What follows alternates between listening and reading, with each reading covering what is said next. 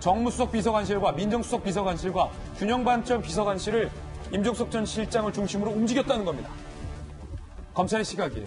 한병도 전 정무수석 후보자 매수 의혹으로 기소, 백원우 전 비서관 하명수사 의혹으로 기소, 정한석 전 선임행정관도 공약 협조 의혹으로 검찰이 윤 총장이 기소한 배경도 바로 한 팀처럼 이 세 곳의 비서관실이 움직였다라는 검찰의 판단 때문이겠죠.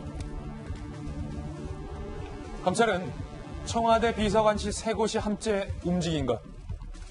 이거 사실 한 곳 한 곳 무시무시한 곳들이거든요. 근데 세 곳이 동시다발적으로 움직였다? 이례적이다. 더 윗선에 컨트롤 타워가 있다는 뜻이다. 직제상, 정무, 민정, 정책을 동시에 움직일 수 있는 단 한 사람은 문재인 대통령이거나 임종석 실장이거나 뿐이다. 두 명뿐이다. 요게 검찰의 요 판단이 상당히 의미심장한데 직제상 보시면 정무, 민정, 정책 세 곳을 동시에 움직일 수 있는 사람은 두 명밖에 없다는 거예요. 임종석이 아니면 대통령이다. 검찰은 이렇게 보고 있는 것 같습니다. 2017년 10월 13일 송병기 업무수첩 VIP 송철호 출마 요청 부담으로 실장이 직접 요청했다. 검찰은 임동고와 친밀했던 임종석 실장이 특별한 사정 없이 송철호의 편을 들어줄 이유가 없다라고 판단을 하고 있는 상황입니다.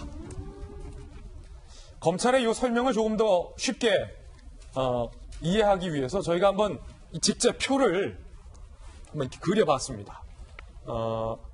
출력물을 한번 좀 그려본 거 출력해봤는데 함께 자세히 보시면서 이야기 좀 나눠보죠. 네, 이렇게 보시면 좀 더 이해가 쉬울 것 같습니다.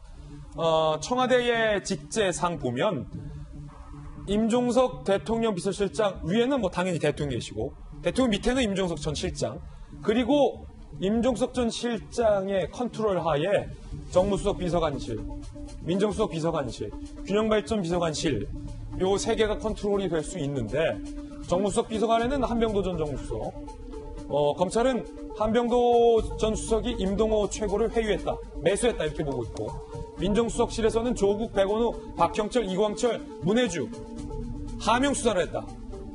검찰이 의심하고 있고 균형발전 비서관실의 장완성 전 선임행정관은 공약 수립을 지원했다. 지금 검찰이 종합적으로 그림을 모은 겁니다. 이 세 비서관실이 움직인 이유는 바로 그 밑에 단 한 명의 당선을 위해서다. 대통령이 30년 지기 송철호 시장의 당선을 위해서 조직적으로 움직였다라고 검찰은 생각하고 있고 임종석 전 실장은 이것을 두고 검찰이 짜맞췄네. 검찰이 정치적으로 잘 짜맞췄네. 엮었다. 완전히 엮었다. 이렇게 주장을 하고 있는 상황입니다. 검찰 출신의 변호사님께서 보시기에 둘 중에 누구 주장이 맞습니까? 검찰처럼 한 몸처럼 움직인 게 맞습니까? 아니면 임종석 주장처럼 짜맞춘 겁니까? 임종석 실장 말처럼 전 실장 말처럼 정말 짜맞췄다고 하면 정말 완벽해요. 너무 완벽해서 흠을 잡을 곳이 하나가 없어요. 근데 만약에 짜맞추면 다시 흠이 있기 마련이거든요. 그래서 저걸 보시고 이제 시청자 여러분이 아마 판단을 하실 거고 약간 이제 조심스러운 부분이 있습니다. 왜냐하면 VIP와 관련된 부분이기 때문에 그러시면 이제 검찰 자체는 정무수석 비서실할지 민정수석 또 균형발전 이게 다 청와대 소속 아닙니까? 예. 이것을 움직일 수 있는 사람은 누구냐는 거죠. 그리고 굉장히 또 일사불란하게 움직였고 거기다 이제 경찰청이 저기에 협조를 했고 그러다 보면 선거 개입 의혹 수사의 어떤 가장 정점은 누구냐? 임종석 비서실장이냐? 아니면 대통령까지 가느냐? 근데 그런 것 같아요. 지금 검찰에서 13명을 무더기로 기소했는데 지금 2명을 남겨놨잖아요. 임종석 전 비서실장 그리고 이광철 그 당시에는 선임 행정관이었고 지금은 민정비서관이단 말이에요. 예. 그런데 그걸 좀 약간 제가 왜 같이 기소를 하지 않았을까라는 생각을 좀 해봤어요. 그런데 첫 번째는 이럴 가능성이 있어요. 기소를 하려고 했는데 이광철 비서관이랄지 임종석 전 비서실장이 나 소환에 응하겠다 그렇게 얘기했을 가능성이 커요. 그럼 이 사람들이 갑자기 소환에 응하려고 했을까? 그것은 아마 소환에 응하지 않으면 같이 조사하지 않고 기소할 가능성이 크기 때문에 그렇군요. 일단 소환 조사에 응하겠다 이런 전략적인 의도가 있을 수 있고요.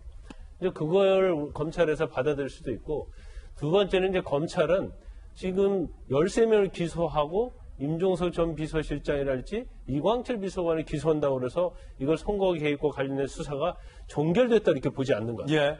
그러면 임종석 전 비서실장이 송백이 전 부시장 수첩에도 VIP를 대신해서 이런 용어가 나오고 그다음에 임종석 전 비서실장이 그 이후에도 본인이 윤동호 전 최고위원에게 전화를 걸어서 미안하다 이런 얘기까지 다 했잖아요.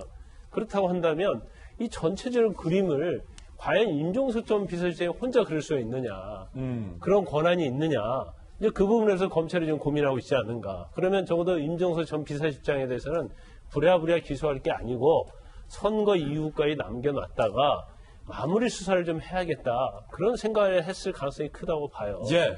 그래서 임종석 전 비서실장은 이게 다 조작이라고 얘기를 하고 있지만 본인의 앞으로 계속 수사를 받을 수밖에 없는 입장이고 이제 수사 결과는 이제 검찰에서 어떻게 내릴지는 뭐 저희도 지켜봐야 할 것 같습니다. 예. 물론 판단은 우리 돌직구쇼 시청자 여러분, 국민 여러분께서 해주시는 겁니다.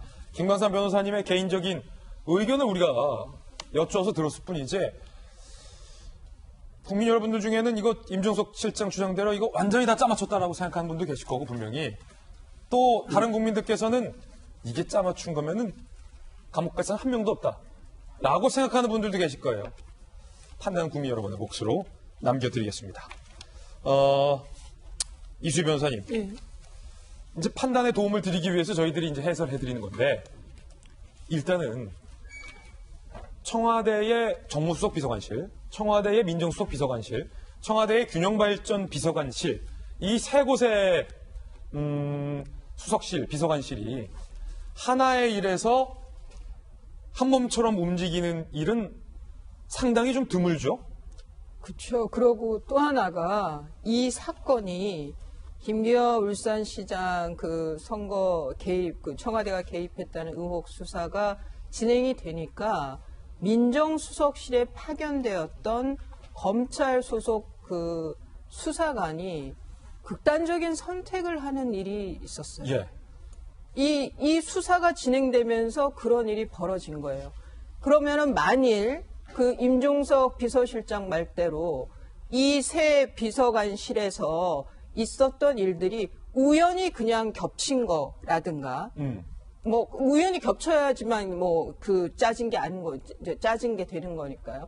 우연히 겹친 것 뿐이라고 하면 왜 이 수사가 진행될 때 검찰 소속 파견 갔던 민정수석실에 파견 갔던 그 수사관이 그런 극단적인 선택을 하느냐예요. 그 부분이 도저히 설명이 안 된다. 설명이 안 되는 거죠. 그렇게 되면 그거는 그 당시 청와대가 개입을 했다고, 그리고 그 개입한 정황이 드러날 위기에 처해서 뭔가 청와대가 그걸 무마하려고 하는 과정에서 한 희생자가 나왔던 게 아니냐라고 추측하는 것이 합리적인 거 아닌가요? 그렇기 때문에 저는 이 사건의 경우에는 그 한 사람의 극단적인 목숨이 간 사안도 있었다는 거예요. 그래서 이걸 이렇게 임종석 전 비서실장이 이렇게 기획된 수사다, 짜맞추기다라고 이렇게 몰아붙이면서 가서는 안 된다. 본인들이 그 청와대 민정수석실에서 같이 일했던 사람이 그런 희생이 된 케이스인데요. 저는 그런 면에서 임종석 비서실장의 짜맞추기, 수사, 정치적 수사라는 거는 말이 안 된다고 어불성설이라고 보고요. 그러고 또 하나는 그럼 이런 그 청와대 새 비서실들이 움직인 거는 그 위에는 두 사람밖에 없는 거죠. 임종석 실장과 대통령. 그래서 제가 어제도 임종석 비서실장이 보고를 했는지, 예. 우선은 관여를 했는지지만 거기에 대해서 임 실장은 아니라고 하니까 보고한 것도 없다고 얘기를 하겠죠. 그런데 송철호 후보하고 직접적으로 관련되는 사람이 누가 있습니까? 지금 심지어는 임종석 비서실장의 경우에는 임동호 당시 상대 후보하고 더 가까웠는데요. 그럼에도 불구하고 송철호 후보에게 출마하시라고 권유했다는 거는 누구밖에 없는 거잖아요. 예. 그래서 이 사건이 굉장히 폭발력이 있는 사건이 되는 겁니다. 예.